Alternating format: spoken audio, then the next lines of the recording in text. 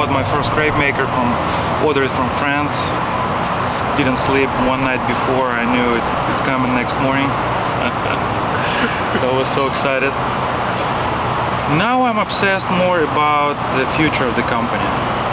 How to grow, where to grow. Should I don't know, buy another truck in the future, or should I set up the cafe? About new menus. We're gonna change the menus every 3-4 months. So now we're still working with the winter menu. Oh yeah, right here, yeah. That looks beautiful. Oh yeah, it was a salmon one.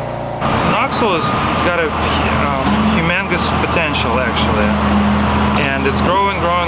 I think food truck business is becoming more popular year by year. We have 100 licensed trucks so far in Knoxville.